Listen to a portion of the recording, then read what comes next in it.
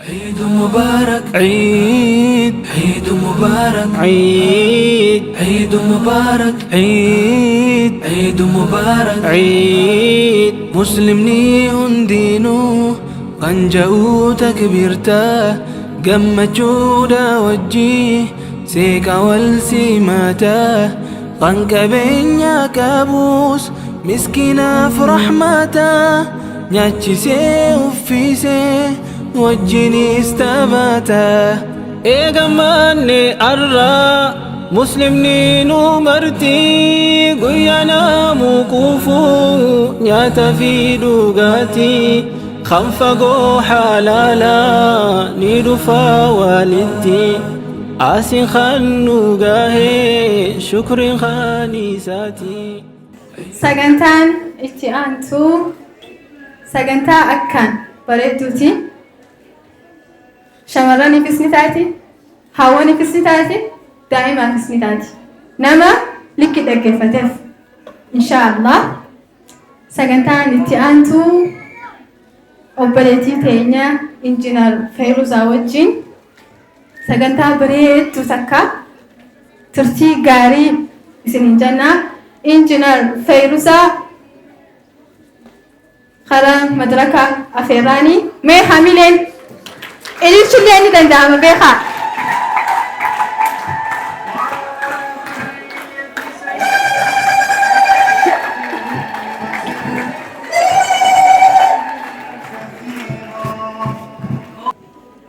السلام عليكم ورحمة الله وبركاته.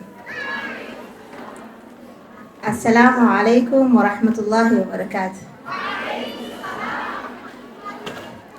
بسم الله الرحمن الرحيم.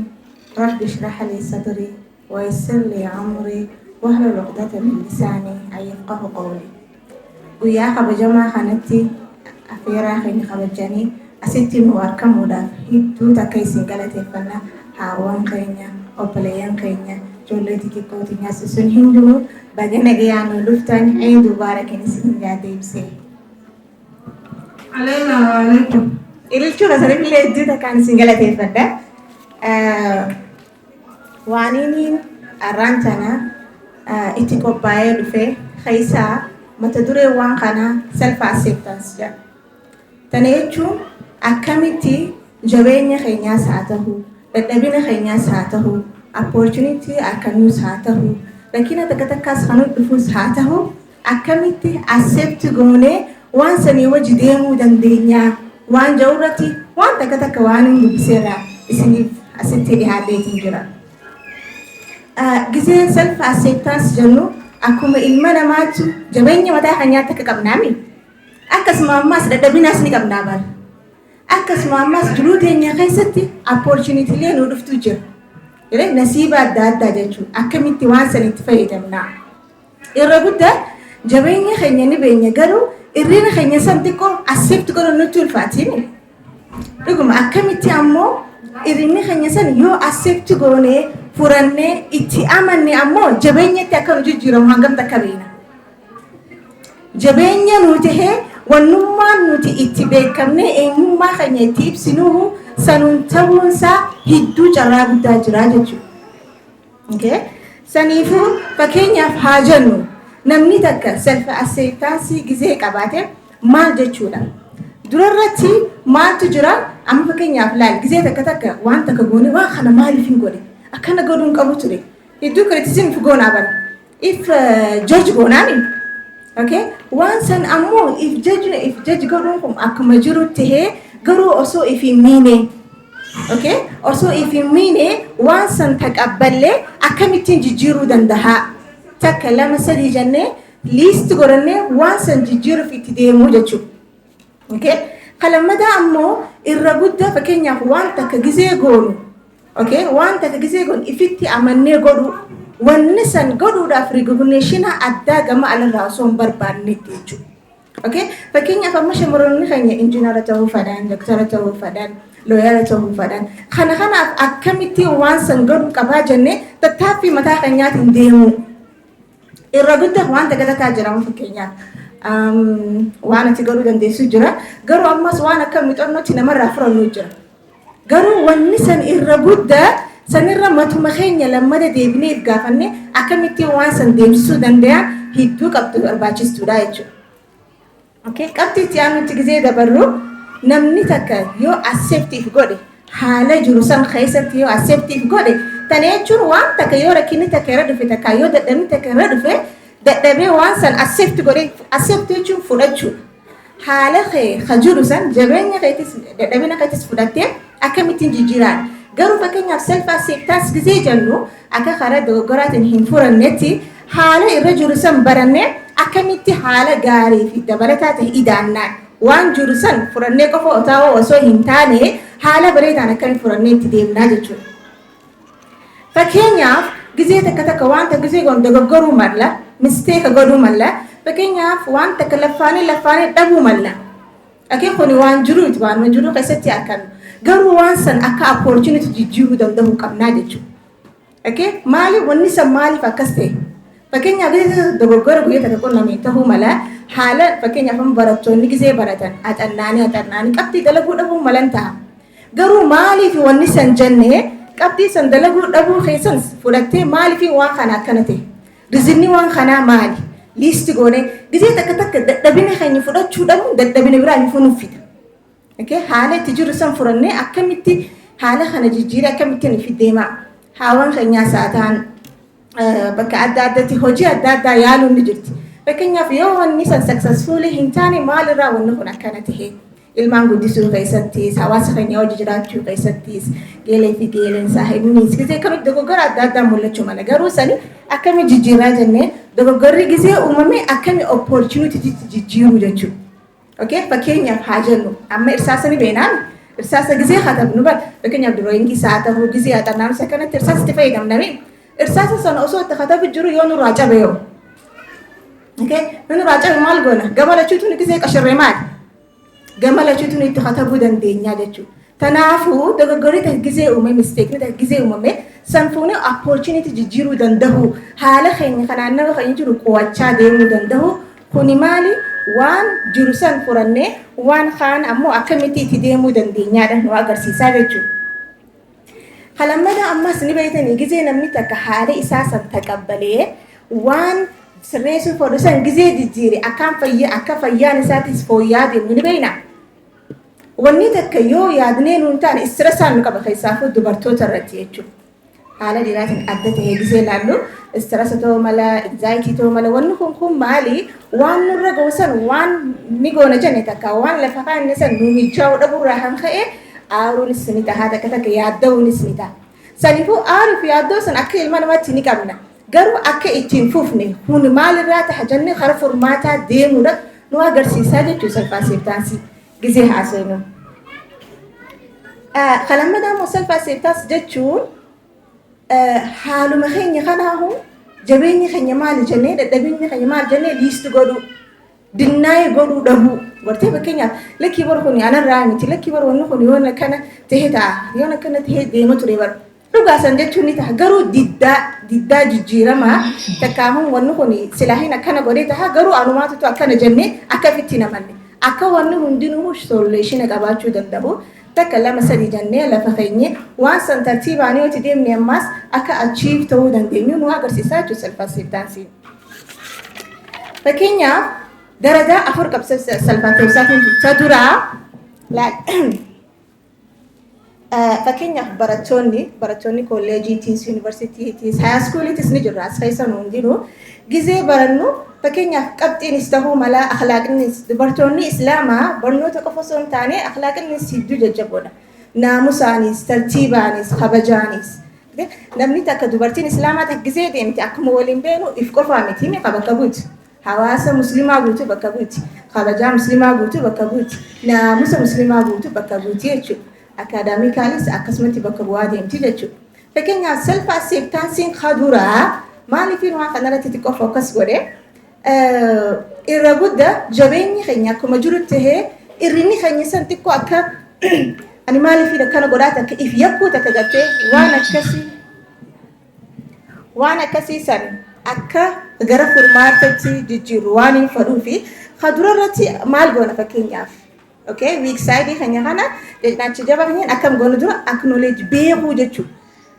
laal wanni takka gizee akkana mataa keessa qabannee fi gizee waraqarra katabne adda bar mi gizee waraqarra katabne maal goona fookasiin keenya waan san furmaata qabnu hedduu guddata waraqarra gizee jijjiirra jechuudha amannee wanni kun acknowledge goone beesni waan kanaanaa qaba irinni kun anarraa dhufe fakkeenyaaf qabxii kaniin hin ta'ine sababa kan qabxii dalaguu kee dhabuu sanuu accept godhuu qabda okay rakkinni takka jiraachuun accept godhuu qabna eegas booda maal godhuu qabna feelingii san share godhuu qabna jechuudha ifiif mataa keenyatti okay akka furmaatatti namni takka siixanuu danda'a rakkina takkaaf garuu ati gatteessee itti yaaddee baastee lafa keesse hugguu adda okay namni takka gisee yaadanuu kannu haala isaatiif experience isaatii wajji share godheenuu kanna garuu san furannee ammoo mataa keenya deebisuu garuu mataa keenya deebisnee lafa kaayuu jechuudha kalammadaa ammoo waan san gisee furree rakkina siistamaa san gisee furree fakkaata akka barnoota san gisee fufnee ruutiin godhuu hugguu fakkeenyaaf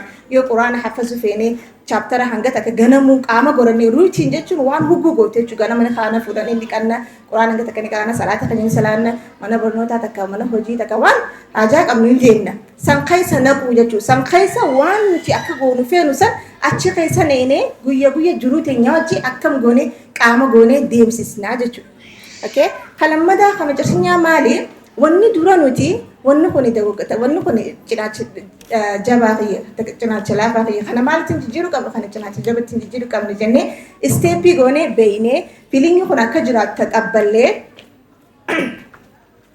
gisee takka takkaama fakkeenyaaf barattoota irratti fokas godha regular education akka sabaan turee fi gisee qabxiin barataa irraa xiqqaate laal gisee dura acannee dalagu sanii fi gisee qabxiin dhuftee fi gisee sanbooda wanni jiru waan adda addaati yoo agartan okay transition point waan jaaniin jira fakkeenyaaf barataan takka fattanamee guyyaa qabxii ilaalatu jiraani okay business as eegallee bar guyyaa business itti eegallu jira hatirfii itti eegalan okay wanni achi keessatti guyyaa sannu qabu transition point jaamti fakkeenyaaf yoo qabxiin kan san bareedaa hin taane amanuu dasaa daddannu jiraani bar waan kana akkasiin godhee kamee kana dhufa jennee amanuu saa daddannu jira saa barsiisaa hojii saa ta'uu karakarree haasa'uu jira eegas booda point kamitti jira point tasgabboone ke wannu kan dogoggora kiyya ke hayyee simsarti deemu kanattiin accept godhu jechuudha eegas booda maal goona majarshan irratti qabxii teenya sirreeffannee appreciate godhuudhaatu itti aanaa jechuudha sirreessinee maaliifi waan takka hoggoyyuu gisee sirreessinee bu'aatu nuuf akkamaa jechuudha okay dura qabannee laallee wanni san ni jira jennee eegas booda kara furmaataa deemuun rakkina keenya san jabeessinee kara jabeenya gisee jijjiirre maali boodarra qaama keenya jabaa takka keessaa ta'a nama takka takka ijoollee yoo agartan high school irraa eegallee fakkaanya university seenee nama presentation godhuu hin dandeenye jira nama vaapireet godhu jira gisee presentation jiru namni san maali vaapireet takka presentation godhu giseen godhu niin sodaadha jee amanuun isteepii duraati eegas booda fiilingii san akka jiraatu beekan ammoo isteepii lammadaati eegas booda furmaatatti kanuun akkamitti waan kana jijjiiraa maali yooniin godhee jijjiiraa fakkeenyaaf faamilii isaa keessatti qabatee haasa'uun hanguma warraatti gandatti eegas booda ammoo faamilii gisee ta'e haaskuul matasitti akkasitti isteejiilee waan san furraatti jijjiiruu danda'u boodarra maal ta'a jechuu namni san jabeenyi laafinni isaa maal ture presentation nama dura godhuu dadhabu tureemi marii tahee nama madirak marii tahee oofuu tahaa jechuudha irrinni isaa san takka laafinni isaa san maalitti jijjiirameef jabeenya qaama isaa takka tahee jechuudha.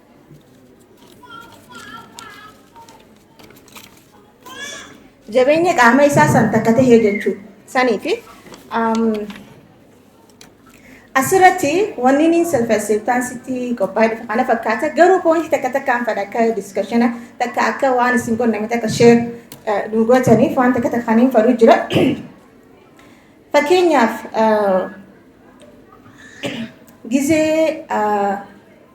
gizee fakkeenyaaf waan takka yoo qunname wanni san yoo hin dandeenye noo jechuu ni dandeenya noo jechuu ni dandeenya fakkeenyaaf waan kana godhisin jaan takka waan kana qopheessin jaan yoo waan san hin dandeenye jechuun akkamitti waan san noo jettee firraa deebisuu dandeessa okay maali kuni responsibility si kannamu san responsibility san yoo kasillaachisni taate agartee waan san irratti yoo ka dandeetii hin qabaanne taate waan san irratti noo ta'uu danda'u waan dandeetii qabdu irratti garuu waan kana niin danda'a jettee if amantummaa waan san irratti dalaguudha jechuudha.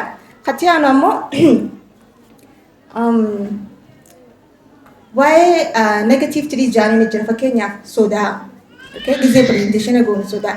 Insecurity keessaafu dubartoonni waan insecurity jaamu kana ni qabna walii galatti.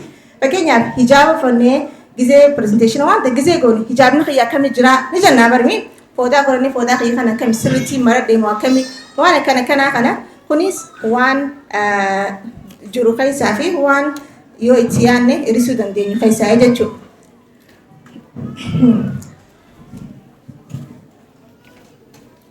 Social media irratti fakkeenyaaf ammoo social media irratti waan hedduutu jira. Social media kana akkamitti irra guddamaa inni beekanii wanni jiru. Mental health waan jedhamu takkaa jira. Wanni social media itti ilaallu kuni hangam takka effectii nurra qaba. Wanni san ammoo hangam takka karaa positivity jijjiiruu dandeenya. Okay? Waan nu laachisu takka waan nu barbaachisu. Gisee takka bohaartummaa kunuu ta shari'aa jira, ta islaamaa jira. Waan san irratti hoo akkamitti godhuu dandeenya. Waan san irratti akkamitti focus goone waan nu barbaachisu waan nu barbaachisne adda baafannee akkamitti deemuu dandeenya jechuudha. Kana pointileen irratti yaada kennitan jee as kaayyadhe. Fakkeenyaaf self acceptance isin biratti mee maal fakkaata? Takkaahuu waan accept godhuu feetan takka. Takkaahuu waan jijjiiruu feetan takka. Takkaahuu waan weak side khiyya jennee khayaadnu garuu khayyoo accept goone nuuf hin baasuu danda'u. Ni qabdanii fakkeenyaaf takka lama sadi jennee haasawuu san irratti.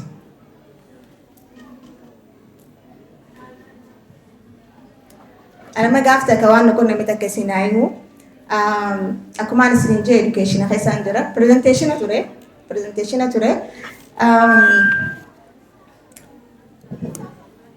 Presentation am joo gisee gooti hedduu sodaatu turte hedduu jechuudha. Gisee san maal jette beektaa yoo niin gurra sii hime yoo naan jette. Presentation yoo niin gurra sii hime yoo jee anis maaliin jeen. Gisee takka maal beektaa wal hubachuun hedduu barbaachisaa. Namni takka dandaheeti ibsu wallaalaa. Namni takka beekeeti garuu ijoolluma wal beektaniin tana bar ijoolluma hammata meeqa wajji ture tana gisee hammata.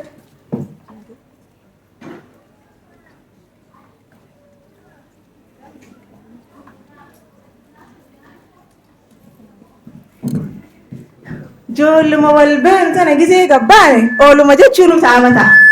Ooluma akkana jechuun ka amma bakka takka warquma tana irratti faana fa takka ooluma fatti nama takka akkanumatti isin gubbaa faa deema. Okay? Sani mana ente gura siimu na jette. Anis maalin jeen naa himi jee. Akkasitti gura naa himte akkasitti presentation san goonee fitne jechuudha. Inshallah hedduu naa galatooma programmatti aanu jira jaani. Inshallah assalamu alaikum wa rahmatullahi wa barakatuh. Sagantaa keenya akkasii hamileen injinar Feeruza lecturer Dirreedawaa University hamileen itti xiqqaata. Ilmeenis mee عيد مبارك عيد مبارك عيد مبارك عيد مبارك عيد مسلم نيون دينو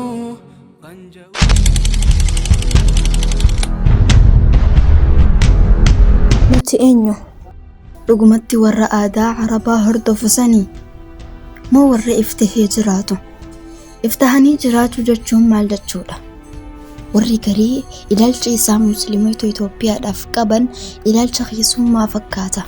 Garuu dhugaan jirtu kan seenaan haqiiqaan dubbattu faallaa kanaati.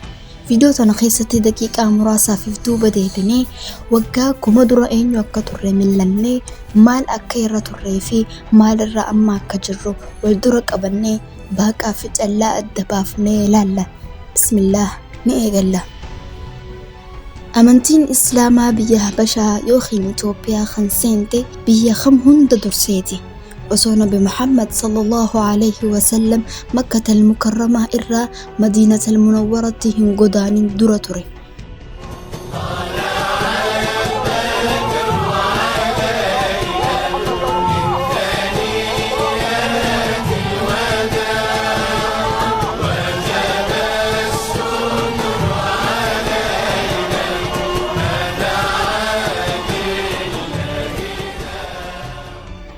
Risaalaan Islaamummaa osoo ummata Madiinaatu hin dhaqqabin dura biyya teenya dhaqqabdee turte.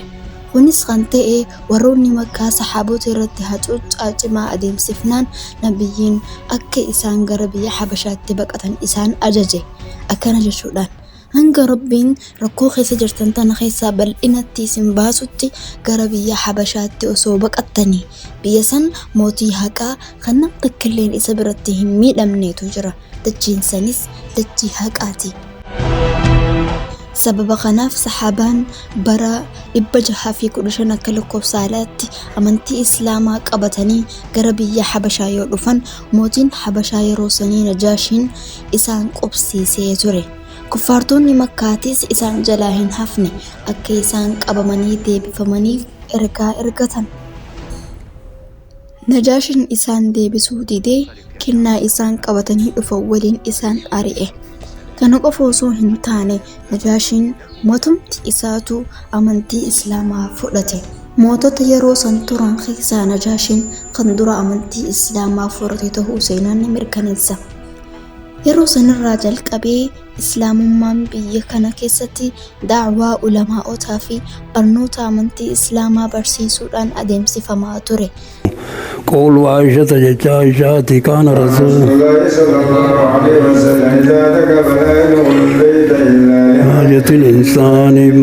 Bara atsootaa keessa barnoota amantii islaamaa kana dhaabuun mirga uummata islaamaa dhiibuun masjidaa fi madrasaa ijaaruu dhorkuu fi kan kana fakkaatan hacuuccaan musliimoota irra gahaa akka ture beekamaadha. Haa ta'u malee musliimoonni obsaa fi dandahuudhaan amantii isaanii irratti ciccuudhaan jaarraa hedduu turanii jiru. Gaafa Minilik biyya bulchus miidhaa garagaraa tan qubaan hin lakkaa'amneetu uummata islaamaa irratti ture. Gaafa magaalaan Harar harka Minilikitti cabtu uummanni muslimaa gadda hangana hin jaamneetu isaan mudate.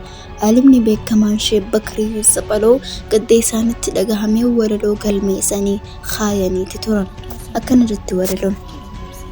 Mamaalikaa sanneen eenyutu dhabamsiise maqaa isii haqee kan biraatti baase namoota nagahaa garmalee ajjeesee harkaa miila muree dundumaa taasise dubartoota jedhee isaanis waa dhiise harma irraa qalee fundimaa taasise majzaraa anoolee seenaatu galmeesse harkaa harma muraa manguddoo odeesse gocha calanqollee seenaa isaa dubbise azaaba gaafsanii taarikni waa dhiise kan mootiin Minilik Hararitti buuse jazaa isaatillee Rabbi waa hambise Rabbiin keenya guddaan isa dhabamsiise sanyii dhiiraa malee isuma dabarse alhamdulillahi kan miidhamaa tumse je'ee barreessuun rakkinoota musliimoota gaafsanii mudate gabaabinaan ibse. Isumaatu addunyaa irraa du'a badduudhaan dhabame malee amantiin islaamaa inni balleessuuf yaale daddabaraa irra geessee jirti. Aksum magaalaa Itoophiyaa keessaa tan dura amantii islaamaa fudhatte keessaa takka turte. Miidhaan amantii musliimoota Aksum irratti yeroon deddeebi'aa jirtu haa dhaabbattu sarbamuu mirga namummaaf. Amantii musliimoota Itoophiyaa irratti hammaachaa jiru balaaleffachuu qabna. Dhalattootaa fi jiraattoonni Aksum rakkoo isaan saaxilamaa jiran keessaa namni yoo irraa du'e awwaallachuuf kiiloomeetira 30 hanga 50 deemuun awwaallachaa jiran. Kun garuu qobxitti musliimoota Aksum qofa irratti kan mudataa jirudha.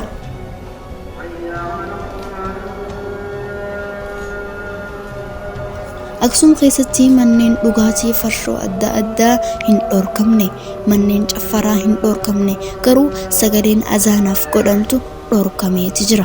Jiraattonni amantaa musliimaa qaban yeroo sagada isaanii akka hin beekne goosifamaa jiran. Kana qofa osoo hin taane masjidoonni akka cufamanii fi bakka ibaadaatti godhan akka dhorkaman dhagahaati jirra. Ugurri hamaan itti jabaatuu fi salaataa jama'aatiif torbaanitti illee waliin salaatuu dhorkamanii jiran. Taateen kunneen hundi biyya Aksum tan parsantaa 80 uummanni musliimaa jiraattu keessatti tahaa kan jirudha. Rakkoon musliimoota magaalaa Aksum mudatee as qofatti kan dhaabbatee miti. shamarran muslimaa amantii isaanii irratti hundaa'uun uffata hijaabaa akka hin uffanne dhiibbaan irratti gaggeeffamaa jira. kun mirga dhuunfaallee kan sarbuu fi bilisummaa amantii addatti kan dubbisu ta'uun beekamaadha. Musliimoonni Aksum akka lammii biyya takkaatti mirga amantii isaanii guutumatti argachuu qaban. Hijaabni shamarran keenyaa kabajamuu qaba. Sirni janaazaa karatti osoo hin qabamne kabajaan awwaalamuu qaba. Ugurri salaata Jumaa fi adhaanaa hatattamaan irraa ka'uu qaba. Dhimma obboleeyyan keenya kan Aksum namni na hin laallatu jedhu inni sanuun irraa himiti. Reebinsi warra salaatuuf bahan irratti gaggeeffamu warroota bahe keessaas abbaa barbaadan kan hidhan bakka qabeenya musliimaa jiru hunda saamuu fi hatuun asuma biyya teenya magaalaa Aksum keessatti tahaa jira. Sagalee akka taanuuf jecha yaaminsa hedduu jiraattonni magaalaa Aksumis nuuf godhaati turan. Guyyoota muraasa dura barattoonni yuunivarsiitii Finfinnee mirgi hijaabaan barachuun nuuf haa kabajamuu gaafii jettuu qabatanii fuuldura biiroo pirezidaantichaatti hiriira nagayaa bahanii gaafii isaanii dhiheeffatan. Poolisiin federaalaa garuu barattoota karaa nagayaatiin gaafii isaanii dhiheeffachaa jiran facaasuuf yaaliin taasisan hin milkoofne. Amantiin Islaamaa tan Arabarraa namatti dhuftu osoo hin taane tan Rabbii caalamaa biraa buuteedha. Gaafuma Arabni amantii Islaamaa qeebalu san biyyi teenyaas amantii Islaamaa qeebaltee fudhatte. هذا هنا النجاش الملك مع الملك مع 12 من الصحابة. Akka taarikhni dubbatutti naannawa Tigraay Aksum bira qabrii saxaaboota nama 15 fi kan mootii haqaa Najaashiitu jira. Dachiin teenyatuun saxaabota Rasuulaa sallallahu alayhi wa sallam qeebaluun kabajaa guddoodha. Biyyuma teenya tanatti diin dhugaa jabeeffatanii warri makkarraa baqatee as dhufe. Iimaana ruuxii isaanii keessa jiru malee kan fira takkaasii hin qabne turan. Garuu dachiin tun isaaniif tan nagayaa itti argatan turte. Garuu haala musliimoonni amma irra jiran ni haalallu. Dachii qabroota saxaabaa xahara san dhihoorratti waan hijaaba qabaniif roorrifamaa jiran. Maatii isaanii keessa osoo jiranii akka keessummaa tahaa jiran. Dachii saxaabaan nagayaan irra jiraachaa turte arra warri dachiisanii diin isaanii mul'isuu dhoorkamaa jiran. Naaf himime yoo saxaaboonni diin isaanii tiifachuuf biyyaa bahan tahe nuti diin keenya tiifachuudhaaf maal godhaa jirra?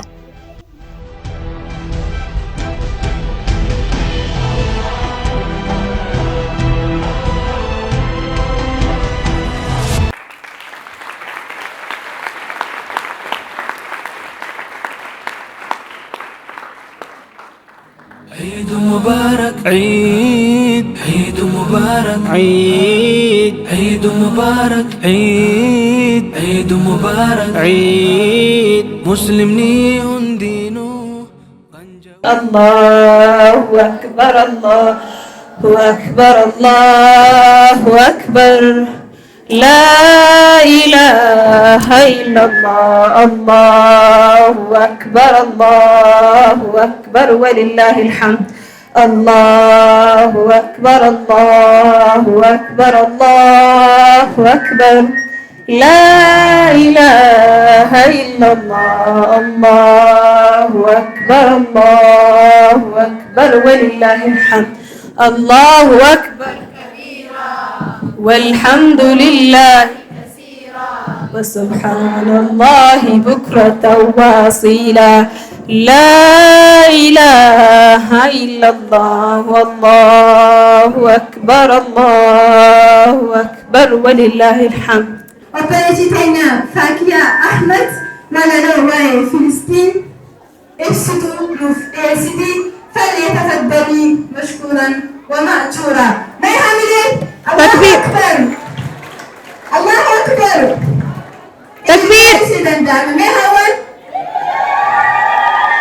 ما شاء الله هكذا دور السيدان دعم ما شاء الحمد لله رب فانوخيتي قيوم السماوات أطوبا ملتي قارين الردابي دتي دفريسيتي فدوم مساتين أدون نفبايسيتي هل كان دكانيسا وهي تقولما نعم ربي خيا الحمد لله جناسني خجيلا الحمد لله جناسني خجيلا إرجع ربي فارسي نبي خير الرتي نجيا في رحمته الرتي دنجلاسي سلام تاجالا أني بركتون السلام عليكم جئين سبحارسي سلام تادي بيسون اسم الرتي ديسي سلام تادي بيسون اسم الرتي ديسي وعليكم السلام ورحمة الله وبركاته.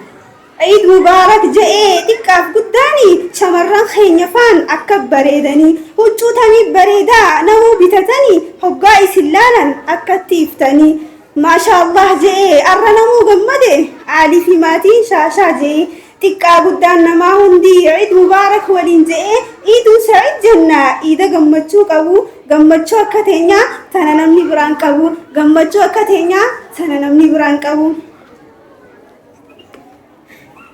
قلبي خلنا قدي خبا خوتي جرا نموتو إذا بتتي أن إننا بتا يا فرا ما إننا يا دتا نمو نبوساتي درسا نعديت ما هنكفني هجو درا نعتا درسا نعديتو هنكفني هجو درا نعتا درسا أني جنا جولي دا دايما لفعل قدتو مرقي خيا سربمي لبو خيا استنباتو دوغا شنيدا نرتي لبسمي إرجع ربي توكيتاتي نمونا دعته إرجع ربي توكيتاتي نمونا دعته وأنا بيت فكرتا سيفيني ما إني ما خيا أنا فلسطين نجان غزة يخان دلوني خيا نيادت مولا يا جني مو أجرتين نجني أتيجم متشوت هملة دوتي خبراس يناني أتيجم متشوت هملة دوتي خبراس يناني الله أكبر.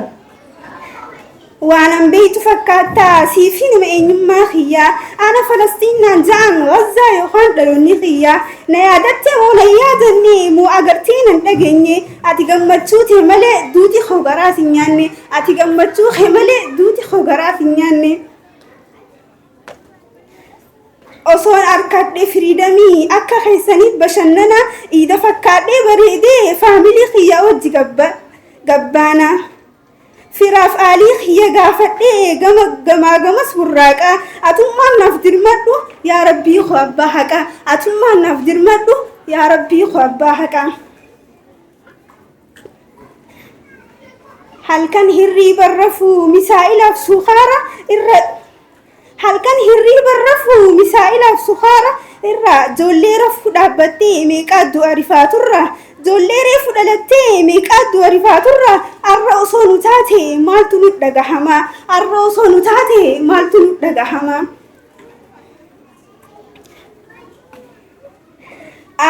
ويا جريني إسان جراساني خان قوتمي بيلانس دراني مسائل أدى مسخاناني إسان قبر روبا والله كمطري قري ساني بري اتدلتني دلوت عماتي استنمتان تاني دلوت عماسي تنمتان تاني إذا لالتي قرتا جريني فلسطين جراتو دائما فتوبرتين بدي ملي لبو ساني خنباتو مال ما بليسن جنة غافا الدنيا مال ما بليسن جنة غافا الدنيا قوتو غافنو غافين تنين deebitus waan qubsitu gaafin teenyan deebine deebitus waan qubsitu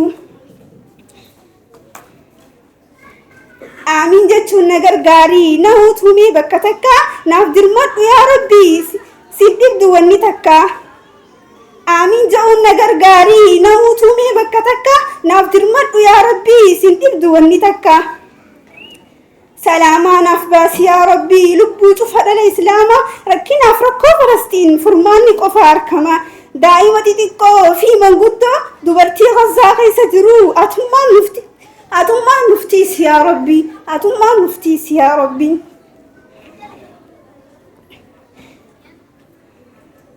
أكبر نفرابتو وردو إيش شهيد ما جنة أكا نفبداستو حقا في نجين إسلاما أكبر نفرابتو حقا في نجين إسلاما اللهم انصر إخواننا المسلمين في فلسطين اللهم انصر إخواننا المسلمين في فلسطين. السلام عليكم ورحمة الله وبركاته.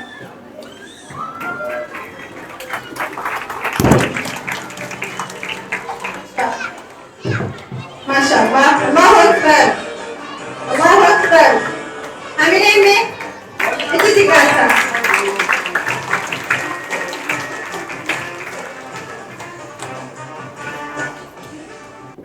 دوكمنتري يقول متدرين إسا سببا أدهيان إتي نبتي درك أمان ساتي سببا أدهيان إتين قلمتو أسخستي خوجلا لتها دوكمنتري وجين ترتي قاري. السلام عليكم ورحمة الله وبركاته. ربي أمني هكاتو إلمي نما لقمت قلبي إساج فربي في بوجي وداف قبي ده ilmi namaa ni danta'a rabbi jaalachuu jaalala waan hundaa ol gararreessan saa ilmi namaa ni danta'a fedhii isaatii fi raaxaa isaa akkasuma waan akkaan qalbii isaatti dhihoo hunda jaalala rabbii isaatiif qabu dursuu mee akkamii gaha gabrichi sadarkaa jaalalti rabbii isaa qalbii isaa keessatti duniyaa fi waan duniyaa keessa jirtu hunda irra caaltu sadarkaa qalbiin isaa guutamtu jaalala rabbiitiin if booda deebi'ee kan hin barbaanne tasgabbii qalbiin isaa namoota biraa biratti nageenyatan hin barbaanne rabbi biratti malee akkamitti qalbiin namaa bilisa ta'uu danda'a namatti hirkachuurraa bu'aa ba'ee jiruu fi addunyaa kanarraa akkasuma ammas waa hedduu dhabu wajji akkamitti tasgabbii argatti qalbiin tun akkamitti sabachuu dandeessi fatanaalee hedduu takkaa wajjin namni akkamitti sadarkaa yaqiinaa keessatti waan rabbiin irraa fudhate cufa qalbii tiyya qulqulleessuuf jaalala isaatiin na guutuuf je'ee jaalalaan qeebala rabbitti if irkisee rabbiif harka kennuun namaa takka laafina laata moo irra gararree sadarkaa jabeenyaati tarii gaaffiin guddoon akkamitti fatanaa malee jiraannaa osoo hin taane akkamitti geenya gama qalbii sabattuu osoo addunyaan guutuun jijjiiramte qalbii hin jijjiiramne sanii qalbii murtii rabbii jaalattu yeroo mokkoromtee tan obsitu qalbii yeroo isaan ja'ame rabbii keetiif harka kenne tan jettu dhugaadhaan harka kenne rabbii caalamaatiif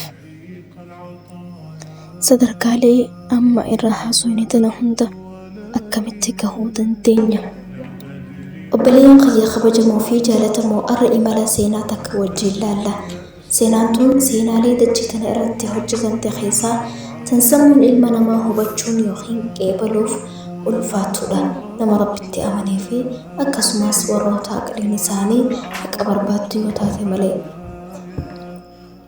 seenaa nuti ilaaluuf deemnu seenaa seera jiruu jijjiirte jireenya ilma namaa kana bakka sadii qoonnee halaallu jireenya isaa kan dabarse kan amma jiraachuuf jiruu fi kan fuula dura jiraachuuf taa'u irra hedduu keenya jireenya isaa kan dabarse yaadatee sheenaan waadama gariin ammoo isa hegeree isaa dhufu osoo yaadda'uu yaadaan cinqama kanaaf kana jidduutti jireenyi amma jiraachuuf jiru jalaa dagatama seenaan amma ilaaluuf deemnu tun seenaa arra keenyatti jiraannee tan fuula dura itti barannuudha bismillah ni eegalla zamana dheeraa tokkootu dabre eegana bisaalih du'ee booda rabbiin isarraa haa jaalatu ilmi namaa waahee dacwaa ni irraanfate nuurri aqlii ilma namaa dachii tanarraa ni dhaame qodamiinsi ilmi namaa bakka sadii hibbahe tuutni duraa warroota urjii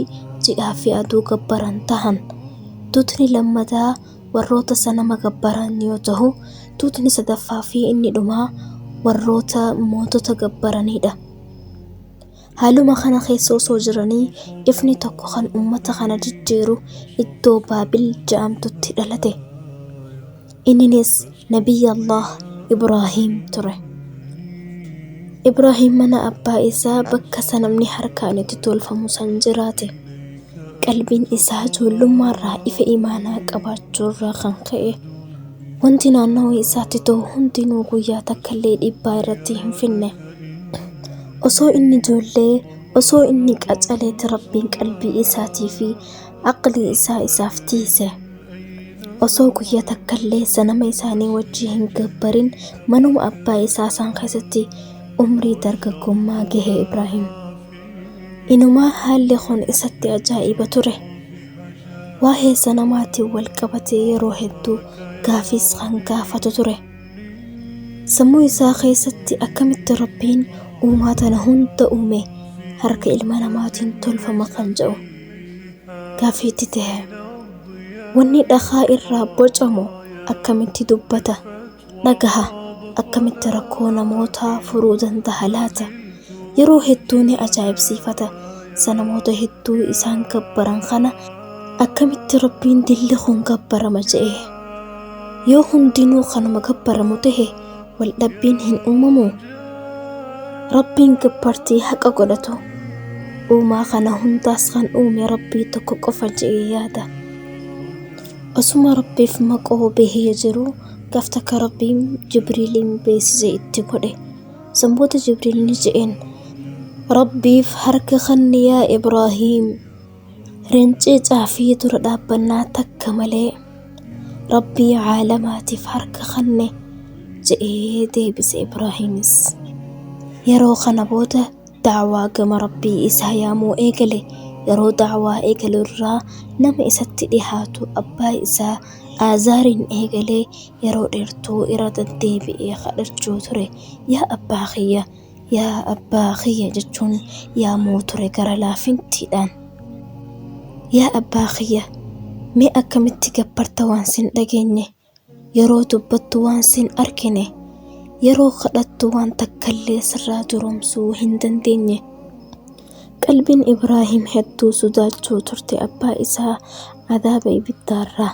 Akkasuma wajji abbaan isaa didaa inni qabuu fi mata jabeenya inni qabu sanama dhiisee Rabbi gabbaruuf qophii hin turre. Abbaan isaa sadarkaa Ibraahim mana irraa ari'uu hunda gahe. Akkanumaa wajjin takkaa jecha hamaa itti dubbatee hin beeku Ibraahim. Nageenyi sirratti haa ta'u yaa abbaa kiyya. Yeroo nafi Madiinaa yaamu maloota adda addaa fayyadamee yaamuu ture. Gaaf takka yeroo isaan iidaaf bahan bakka gabbartii isaanii dhaquudhaan sanama isaanii guddaa tokko malee hundaa caccabse. Mee haalalloo tooftaa inni fayyadame yeroo san.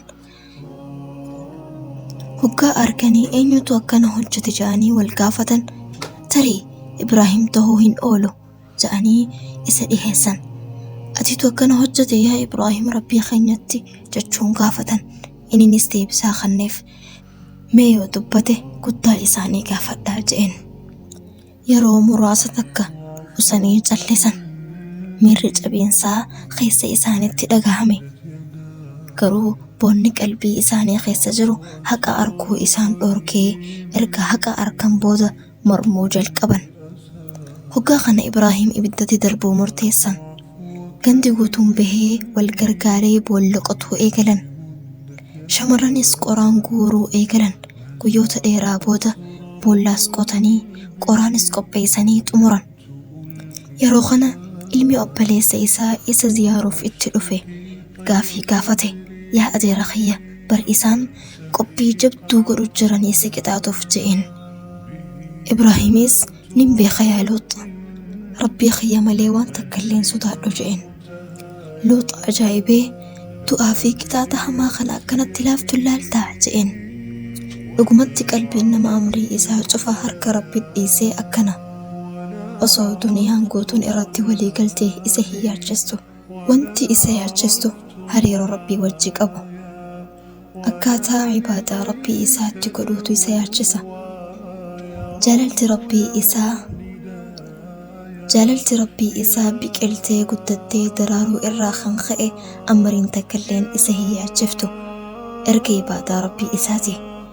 Rabbi irra ifkaayuu maal akka taate Ibraahim irraa fakkeenya haa furannu. Hawaasni isaa isa gubuu irratti walii galanii qophii xumuranii halaalaa sibiilatti hidhanii dhaabbatanii itti darban. Subhaanallah, lakkaawwanni addunyaa kanarra jiru hundi ajaja rabbii malee takka hin sossootu. Yoo rabbiin irratti if dhiifte seerri jiruu fi jireenyaa ni jijjiirama lakkaa. Eega nabiin keenyaa abbaan nabiyyootaa ibidda keessa bu'e booda maleekaan kabajamaan Jibriil itti dhufee haajaa ni qabdaa je'ee gaafate. Maal ture laata deebisaan Nabi Ibraahim? Laata dhimma qabu itti himate moo ibiddaan na gubanii na baasi je'ee ni gaafate. Silaa arra nu taate yaqiini nuti rabbirraa qabnu 100% meeqa? Rakkina keenya rabbi dura ilma namaatiin keenya. Qixa ilma namaatti waywaannu yookiin alaanallo rabbitti waywaannee ni beeynaa. Rakkinaa fi quuqaalee nutti jiru kan sa'a meeqa ilma namaa dura teenyee himannu daqiiqaa 5 rabbitti himachuu ni dandeenya laata? Mee akkam ture haalonni warra qalbii isaanii guututti jaalala rabbiif kennanii yeroodha maleekaan kabajamaan itti dhufee haajaa qabdaa je'ee gaafatu maal deebiseef laata? Yoo sirraa tahe haajaa takkallee hin qabu je'en. Eegasii Jibriil hayyee haajaa ta'e rabbii kee gaafadhu je'en. Naaf gaha rabbii kiyya gaafachuun osoo inni haala kiyya beeku. Way maaluma deebisaan akkana qalbii nama xuytu. Yeroo kana rabbiin isaa ibiddatti ajaja kennee akkana je'e yaa naaru kuunii bardan wa salaaman ala Ibraahim. Eega dhibbaa fi rakkina jabaa uummata isaatirraan isarra gahe muujizaa rabbiitiin ibidda keessaa nagee bahe booda dacwaa rabbii isaatiif gama biyya Kana'aan jedhamtu ta yeroo ammaa Falastiin godaane haadha mana isaa Saaraa fi maatii isaa wajjin. Eegasii rabbiin haadha manaa gaarii fi hortee gaarii isa badhaase. Eeginsa yeroo dheeraa booda rabbiin ilma kenneef umriin isaa deemu wajjin yeroo dheeraa ilmoo argachuu dhabuu isaatii wajjin takka abdii hin murre rabbii isaatirra Nabi Ibraahim alayhi salaam akkana jechuun du'aa'ii beekamtu ajaa'ibaa tanaan rabbii isaa kadhata. Rabbi hablii min as-saalihiin. Ilma isaa Ismaa'iiliin rabbiin isa gammachiise. Eegasiihis Isxaaqiin. Eega rabbiin Nabi Ibraahim alayhi salaam Ismaa'iil kenneef booda rabbiin ajaja itti buusee akka haadha teenya Haajaraa fi Ismaa'iil isaa xiqqaa fuudhee deemuuf karaa dachii fagoo tan biqila takka irra hin jirre bishaanis hin jirre ta yeroo ammaa Makka jedhamuun beekamtu akka geessuuf ajajeen rabbiin isaa. Mee hoggu takka akka haadhaatti haa yaannu ati ilmootee wajjin amna baatanii sinqee fixattan. Iddoon isin jirtan san gammoojjii goggoytuu wanni takka irra hin jirre bishaanii fi midhaan irra hin jirre tan ilma namaa takka if mokkatti hin argine. Bakka kanatti sadarkaan yaqiinni nuti rabbii keenyarraa qabnu ilaalama. Akkasuma ammas zanni nuti rabbii keenyarraa qabnus madaalama. Mee gama Haajaraa haa deebinu. Dhiiroo gaafiin isiin gaafatte maal akka ture? Yeroodha Ibraahim alayhi salaam ajaja rabbii isaa godhee isaan achi geesse isaan dhiisee gargalee deemu akkana jetteen Haajaraan yaa Ibraahim eenyutti nu dhiistee deemta kophaa keenya jettee gaafatteen. Garuu Nabi Ibraahim kun ajaja rabbii isaa tahuu waan beekuuf jallisee deebisaa hin kennineef. Hoggu lammaffaatiif haati teenya Haajaraan akkana jechuun gaafatte. Rabbiitu kanatti si ajaje. Ibraahimis alayhi salaam je'ee deebiseef. Asitti mul'ata yaqiinni ajaa'ibaa haadha teenya Haajaraa kan isin rabbii isiitirraa qabdu ni jetteen. Idan lan yudayya'na Allah. Abshir akkasaanaan rabbii lafa nuun kaayu haydee jetteen. Jechi kun jecha afaaniin ja'amu qofaa miti. Honga gahuu tawakkulaa fi abdii isin rabbii isiitirraa qabdu agarsiisa. Yeroo muraasa booda sinqiin isaanii jalaa dhume. Bishaanis ni dhume. Ismaa'iilis booyuu jalqabe. Dheebuu irraan kan ka'ee daa'ima isiitiif bishaan barbaaduuf gaara Safaa fi Marwa jedhamu jittuu fiiguu turte. Haala qalbiin isii abdii rabbii isiitiin guutamteen yeroo torba deddeebi'uu turte. Miirri isiin keessa turte miira haadha ilmoo isiitiif yaaddooytuu fi cinqattuu fi haala abdii guutuu rabbii isiitirraa qabduun akka lafatti isii hin dhiisne rabbiin. Akkanumatti osoo jirtuu raaxmanni rabbii isiidhaaf dhufe. rabbiin isiin irratti hirkatte kan yaqiinaa fi abdii guutuu irraa qabdu kan komii fi mormii takka malee murtii inni murteesse qeebalte kan yeroo isiin safaa fi marwa jidduu fiitu cinqattee daa'ima isiitiif bishaan barbaaduuf jecha miila daa'ima isii Ismaa'il jalaan bishaan zamzam kan jedhamu burqisiisuun qalbii isii gammachiise. Eega bishaan zamzam bahe booda iddoo sanitti jireenyi eegalame. Iddoon Makka jedhamtu tunis biyya barakaa qabdu turte. Rabbiin lafatti hin dhiisu nama isaaf dhugoomse, nama isarratti if hirkise, nama lubbuu isaatii fi waan jaalatu hundaahu jaalala rabbii isaa dura aansee gonkumaa lafatti hin dhiisu. Sababa obsa isiitii fi rabbii isii irratti hirkachuu isii kanaaf haftee seenaa taatee hafe. Gaara safaa fi marwaa jidduu deddeebi'uun haadha teenya Haajaraa akkasumas sirna hajjii keessattis karaa godhamaa hanga guyyaa qiyaamaati. Eeganaa Nabi Ibraahim alayhi salaam ilma isaa Ismaa'il wajjin kaabaa ijaaruudhaaf dhufe. Ismaa'iilis guddatee abbaa isaatis kan gargaaru tahe. Ismaa'il abbaa isaatiif harka mirgaa tahe. Jaalala jidduu isaanii jirturraa kan ka'e qalbiin Nabi Ibraahim alayhi salaam ilma isaa Ismaa'il irratti rarra'uu eegalte. Rabbiin Ibraahim alayhi salaam manaama agarsiise akka inni ilmoo isaa harka isaatiin qalu ajajni itti dabarfame. Manaamni anbiyaa dhugaadha. Yaa Allah, wayyaa fatanaa isaa. Abbaa ilmoo kadhachuu ture akka rabbiin isaaf kennuuf zamana dheeraa booda ilmoo arkate. Ajajni akkanaa jabaan itti kenname akka ilmoo isaa midhaan onnee isaa dasii qalbii isaatii fi haara bafannaa ija isaa akka harka isaatiin qaluuf.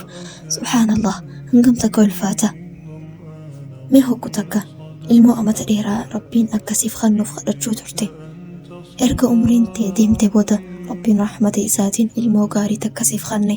Midhaan onnee teetii tan taate, dasii ija teetii tan taate, soora qalbii teetii tan taate, siif guddattee waan cufa si wajjin qooddachuu eegalte. Jaalalaa fi hariiroon isin jidduu jiru haalaan cime. Ajajni Nabi Ibraahim alayhi salaam itti kenname kun osoo sitti kennamee laata deebisaan khiyyaa fi maal ta'a? Silaa nuti heefatanaa kanaaf furmaata akkam laanna laata? Ajaja rabbii dursinee waan akkaan jaalannu lubbuu teenya, ilmaan keenya, qabeenya keenya cufa wareegama ni kennina. Moo boodatti aannee ajaja rabbii irratti rinciisnee maaliif rabbiin kana godha jennee gaafii fi komii dhiheessina? Mee haa ilaallu waan Nabi Ibraahim alayhi salaam dalage. Nabi Ibraahim alayhi salaam ilmoo isaa wanni qaluuf waan hin jaalanneef osoo hin taane jaalalti rabbii isaa onnee isaa keessatti waan hunda caalaa irra gararree waan taateef. Nabi Ibraahim alayhi salaam amrii rabbii isaa dura hin dhaabbanne, nis hin mormine. Rabbii isaa gaafii hin dhiheessineef rabbii isaatiif qalbii guutuun ajaja isaa qeebale. Ilma isaatis dhugaa jirtu hime akka manaamaan arge. Yaa bunayya inni araa fil manaami anni adbahuka fanzur maadha taraa. Deebisaan sammuun ilmi namaa tilmaamuu hin dandeenye dhufte. Ilmi isaatis komii fi gaafii takka malee murtii rabbiin murteesse qalbii guutuun qeebalee akkana jechuudhaan deebiseef. Yaa abati fa'al maa tu'mar. Yaa abbaa kiyya waan ajajamtee hojjedhu. Akkanatti abbaa fi ilmaan sadarkaa olaanaa irra gahan rabbii isaaniitiif harka kennanii murtii rabbiin irratti murteesse komii fi gaafii takka malee qeebalan. Nabi Ibraahim qalbii isaa rabbii isaatiif booji'e. Ilmi isaa gaariin ruuxii isaa takkitti tan jijjiirraa hin qabne rabbii isaatiif booji'ame. Rabbiin ilma isaa Ismaa'iil fidaa baase qalmaya guddaadhaan. Kanaaf udhiyyaan islaamummaa keessatti beeyladaa qofa osoo hin taane mallattoo hiikaa gad fageenyaan qabuuti.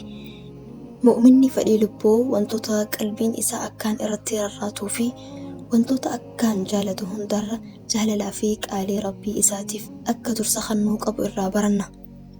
Akka waan yeroo udhiyyaa goonu hunda jennuuti. Yaa Rabbi, akka Nabi Ibraahim alayhi salaam waan akkaan jaalatu cufasiif harka kennetti nutis yaalii goona. Akkasiif booji'amnuuf qalbii teenyaa fi fedhii teenyaan. Isaa fi ilmi isaa Ismaa'iil wajjin tahanii bu'uura Kaabaa kan jaaran tahan. Kadhaatannoon hin jirre rabbii isaaniitiif if gad qabaa. Rabbanaa taqabbal minnaa innaka anta as-samii'ul 'aliim. Maaltu akkanatti dalagaa isaanii guddise? Mana rabbii ijaaruu isaaniitu wajjin dalagaa isaaniitiin hin dhaadanne. دلقا إساني أكا ربين الراقي بلو خجيلو تران إيغناني خدتي نبي إبراهيم عليه السلام بيا مكاتف نجينا رزقي فيك أجلو إيغسي أماسني خدتي أكا ربين إسانيف إرقوف إرقما هورتي إسا إراخان تاتي ربين إساتيس نك إبليف دعا إسا ني إرقي هورتي إسا خيسا إفهان كآدتين أيدي قفتا إلمان آدم نبي محمد عليه الصلاة والسلام نبي محمد عليه الصلاة والسلام خنقافنا من درري أكنجئ اللهم اهدي قومي فإنهم لا يعلمون يا ربي متخينا كجلجي إسانهم بيخني نبي محمد صلى الله عليه وسلم نما أمتي إساتي في أصونتهم ألة جراميك أدربوي خنيو هي سأركيف جناتي سسو خنيو يتيم أركي متا إسا رحكو خنيو يدوا أركي يدو إسا ججتكان إرام فجيسو قرعان لفدي مجامي والسفمو صلى عليك الله يا حبيب الله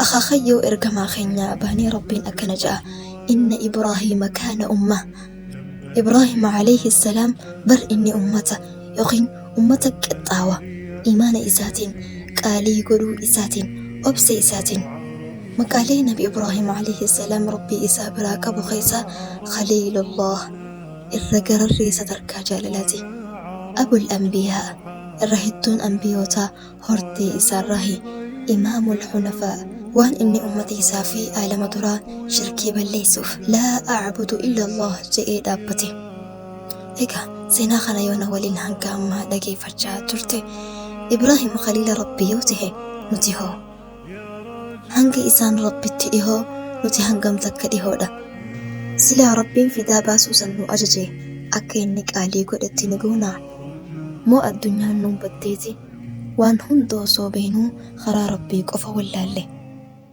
إن إبراهيم كان أمة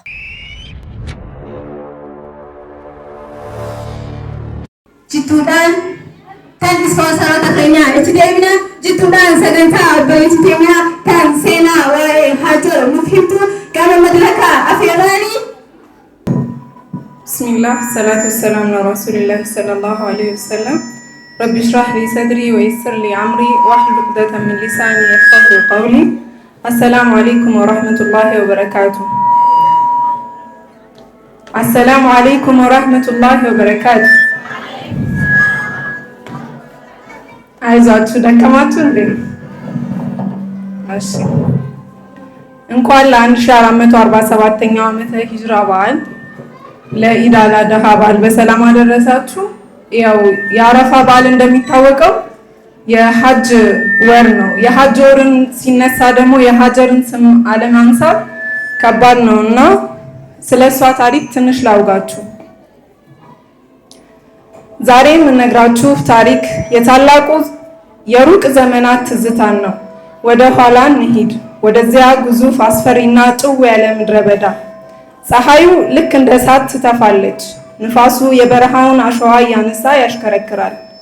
በዚህ ጨካኝ ምድር ላይ 3 ስደተኞች ይታያሉ። የነቢያቶች አባት የሆኑት ታላቁ ነቢይ ኢብራሂም አለይሂ ሰላም፣ ወጣቷና ብርቷ ባለቤታቸው ሀጀር፣ እንዲሁም በደረቷ ላይ ተኝቶ የሚተነፍሰው ጨቅላ ሕፃን እስማኤል አለይሂ ሰላም። እናታችን ሀጀር የመጣችው ከጥንታዊ የግብጽ ምድር ነው። መጀመሪያ ላይ የነቢዩ ኢብራሂም የመጀመሪያ ባለቤት ለነበሩት ለሳራ በስጦታ የተሰጠች የተከበረች ሴት ነበረች። ባለቤቷ ሳራ በዛን ጊዜ ልጅ መውለድ ስላልቻለች ባለቤቷ የልጅ ናፍቆታቸው እንዲወጣላቸው በማሰብ ሀጀርን እንድታገባቸው ሰጠቻቸው። በዚህ መሰረት ሀጀር በስተርጅናቸው ትልቅ ብርሃን የሆነላቸውን ታላቁን ልጅ እስማኤል ወለደች። ነገር ግን ፈተናው እዚህ ጋር ይጀምራል። አላህ ነብዩ ኢብራሂምን አንድ ከባድ መለኮታዊ ትዕዛዝ አዘዛቸው። ባለቤታቸው ሀጀርን ጨቅላ ልጃቸውን እስማኤልን ይዘው ዛሬ መካ በምትባል ነገር ግን በዚያ ዘመን አንዲትን የውሃ ጠብታ አንድ አረንጓዴ ቅጠል ወይም የሰው ጥላ በሌለበት ሸለቆ ውስጥ እንዲተዋቸው አዘዟቸው። ኢብራሂም ወደፊት ተጓዙና በዚያ አስፈሪ ሸለቆ ውስጥ ሀጀርንና ሕፃኑን አስቀመጠቻቸው። ጥቂት ተምርና በቆዳ ከረጢት የተቋጠረ ውሃ ብቻ አጠገባቸው አኖሩ። ከዚያም ነብዩ ኢብራሂም ፊታቸውን አዙረው መጓዝ ጀመሩ። ሀጀር ደነገጠች። በዚያ አስፈሪ ብቸኝነት ውስጥ ልታብድ ምንም አልቀራትም። ጨቅላ ልጇን ታቅፋ በባሏ ጀርባ እየተከተለች መጮህ ጀመረች። ኢብራሂም ሆይ ማንም ሰው በሌለበት ምንም በማይበቅልበት በዚህ ጨካኝ በረሃ ውስጥ ጥለኸኝ ትሄዳለህ? ኢብራሂም አልመለሱም። እርምጃቸውን ቀጠሉ። ሀጀር ደጋግማ ጠየቀች። የበረሃው ንፋስ የለቅሶዋን ድምፅ ያስተጋባው ነበር እንጂ ከባሏ ምላሽ አልነበራትም። በዚህ ጊዜ የሀጀር ልብ ውስጥ አንድ መለኮታዊ ብርሃን በራ። ባሏ ያለ ምክንያት እንደማይተዋ ታወቀች። ጥያቄዋንም ቀየረችው። ይህንን እንድታደርግ ያዘዘ አላህ ነውን? ስትል ጠየቀች። ነቢዩ ኢብራሂምን በቆራጥነት ሳይዞሩ አዎ አሏት። እህቶቼ እዚህ ጋር ነው እንግዲህ የሴት ልጅ ክብርና ጥንካሬ የሚገለጠው። ሀጀር አላህ ካዘዘህማ አለች። ፍርሃቷ ወደ ሰላም ተቀየረ። ድምጿን ከፍ አድርጋ ምድርንና ሰማይን ባስደነገጠ የኢማን ቃል እንዲህ አለች፣ እንግዲያውስማ አላህ በፍጹም በከንቱ አይተወንም። ምን አይነት መረጋጋት ነው? ባሏን ሂድ፣ አላህ ካዘዘህ እኔና ልጄን አትስጋልን፣ አምላክ ይጠብቀኛል ብሎ በነፃነት የመመኘት ታላቅ የሴት ልጅ ብስለት። ኢብራሂም ከተራራው በስተጀርባ ተሰውረው አይናቸው በእንባ የታጠበ እጆቻቸው ወደ ሰማይ ዘረጉ። ቀናቶች ነጎዱ። ያ የተቋጠረ ውሃ አልቆ ተንጠፈጠፈ። ተምሩም ተጠናቀቀ። የምግብና የውሃ እጥረት የሀጀርን ጡት አደረቀው። ጨቅላው እስማኤል በውሃ ጥም ምክንያት መሬት ላይ የተፈራገጠ አሸዋውንም በደካማ እግሮቹ እየረገጠ ክፉኛ ማልቀስ ጀመረ። እናቶች ሆይ የልጅ ለቅሶ የልጅ ስቃይ ለእናት ምን ያህል ከባድ እንደሆነ እናንተ ታውቃላችሁ።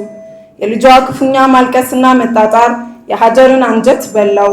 የልጇ ሞት ማየት አቅቷት የሚረዳት ሰው ወይም የውሃ ፍለጋ ለማግኘት መሯሯጥ ጀመረች።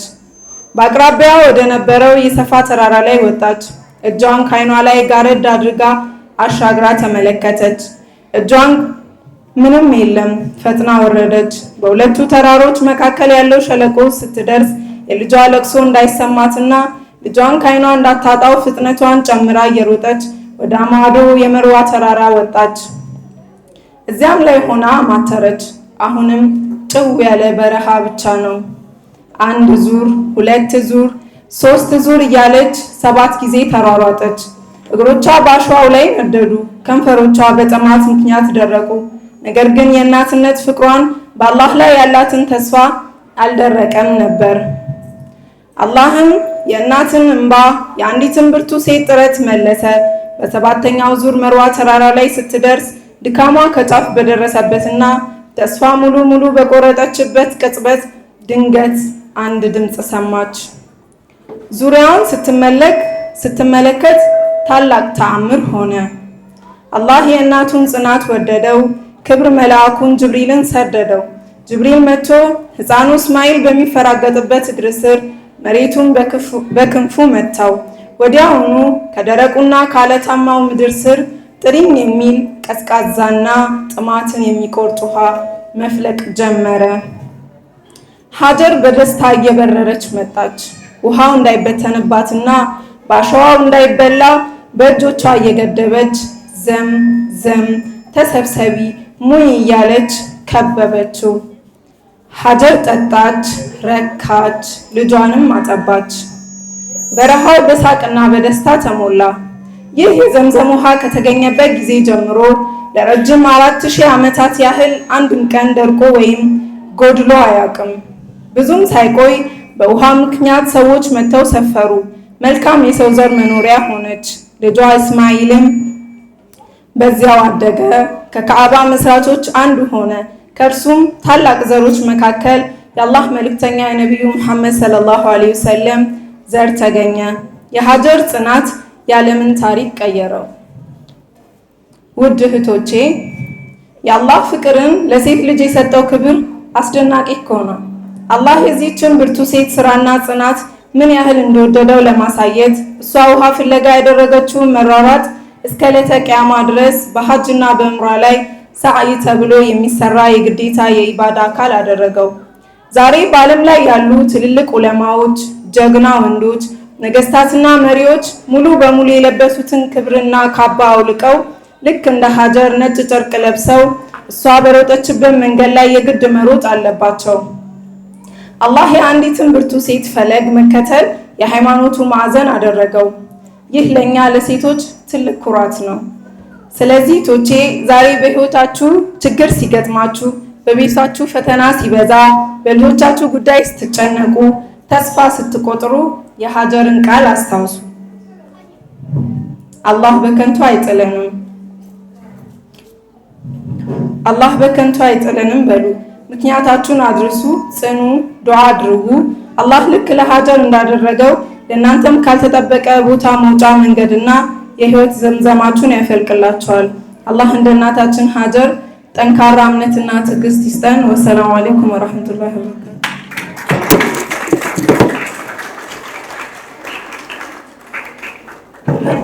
وعليكم السلام ورحمة الله وبركاته. وبرزتين نعيمة هتو بركتناني وبلايكينا هنك ساعاتنا تسمي ولي بهاتفتن سجنتا دوكومنتري تتقفاتو نوافي سجنتا خينا أكسي حاملين إنجينير فيروزا ليكتشرر دريدوا يونيفرسيتي حاملين